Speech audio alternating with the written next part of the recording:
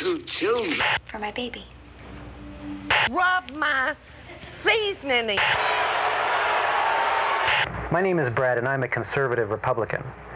Last summer, I happened to come across a video on the internet about the World Trade Center collapse on September 11th.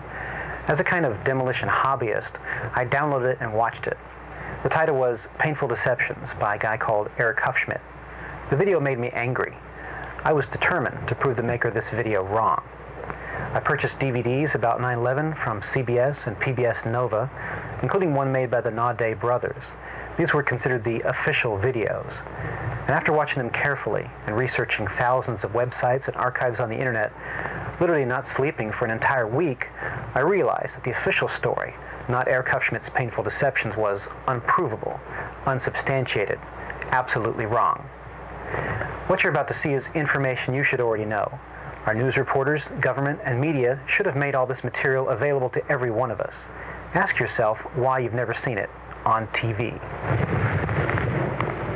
This is as close as we can get to the base of the World Trade Center. You can see the firemen assembled here, the police officers, everybody.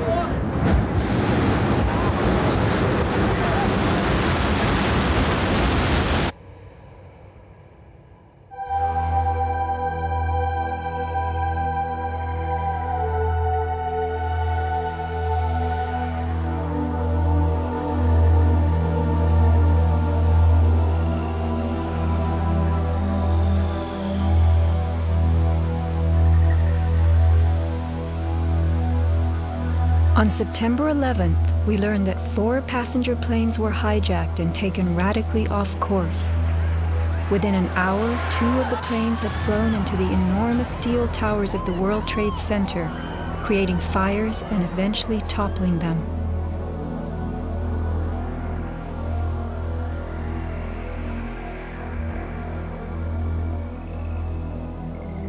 Dazed by the news, the American public soon believed the fires in the towers had burned so hot they caused the steel frames of the buildings to give way.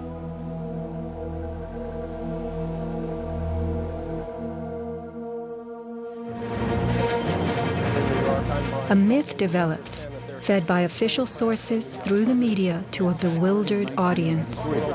So when it was attacked again, he immediately... Elements of the myth. The impact of the airplanes, gallons of burning jet fuel, steel melting, the buildings failing and suddenly imploding. In a mere 10 seconds, 110 stories hurtled earthward, pulverizing into dust. We ran through the building and went into the... Right from the start, on the street itself, the official story was born. Come out of nowhere and just scream right into the side of the Twin Tower, exploding through the other side. And then I witnessed both towers collapse, one first and then the second, mostly due to structural failure because the fire was just too intense.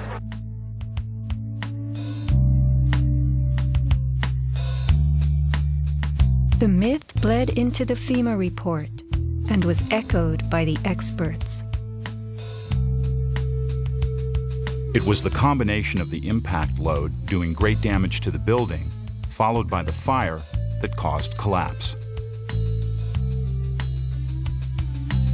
John Skilling and Les Robertson were the structural engineers who designed the streamlined steel frames of the Twin Towers in the 1960s.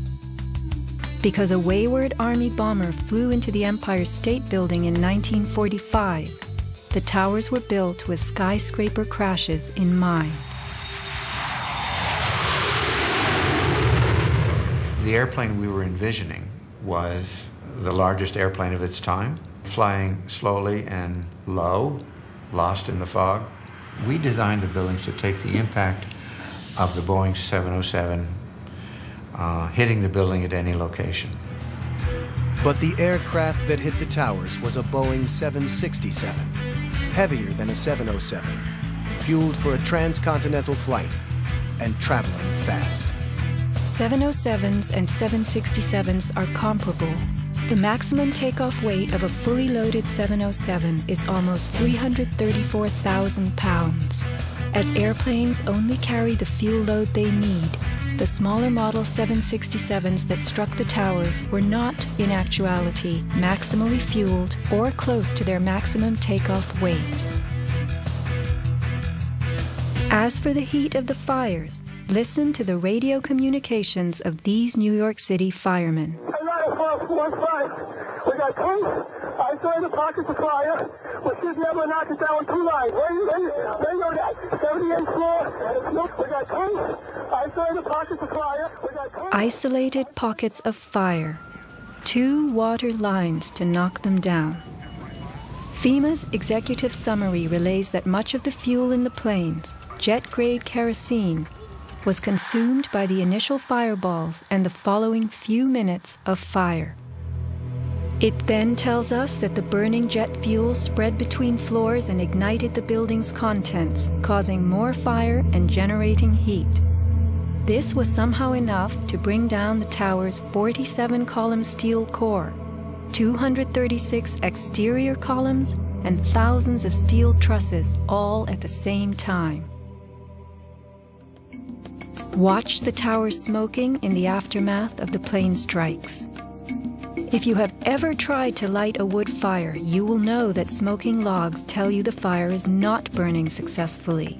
Smoke is the sign of an oxygen-starved fire. The Twin Towers stood for over an hour, smoldering but not flaming. During that time, thousands of people were evacuated by way of the stairwells. Others, trapped by debris, stood in the smoke-filled windows and signaled for help. In fact, the towers did what they were built to do. The building was designed to have a fully loaded 707 crash into it. That was the largest plane at the time. I believe that the building probably could sustain multiple impacts of jetliners because this structure is like the mosquito netting on your screen door, this intense grid, and the jet plane is just a pencil puncturing that screen netting. It really does nothing to the screen netting. The towers were built to withstand 140-mile-an-hour gusts produced by winter storms. Anyone in them on a windy day could feel them swaying. The single impact of a jetliner was no more of a blow than the continued battering of a hurricane. I was just putting my stuff away, and all of a sudden we heard a loud crash, and the building started shaking, kind of moving like a wave. New Yorkers were stunned 1 hour later when the first tower fell. To the best of my knowledge, the considerations of the fuel in the airplane in terms of an explosion or a great fire was not considered. Now, we were not responsible for that aspect of the design. Imagine building expressly for airplane impact, but never thinking of the fuel.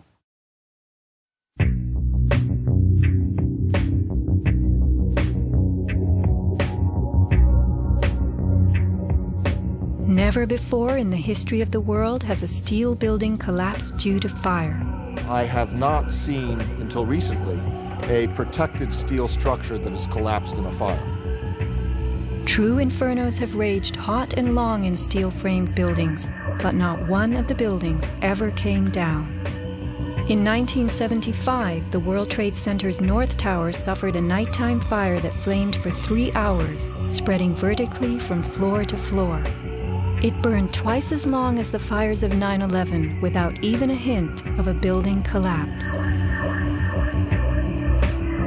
In February 2005, the Windsor Tower in Madrid, a skyscraper undergoing reconstruction, sustained a 20-hour fire. This is what was left, a standing building strong enough to support a crane. Compare a 20-hour inferno to 90 minutes of smoke.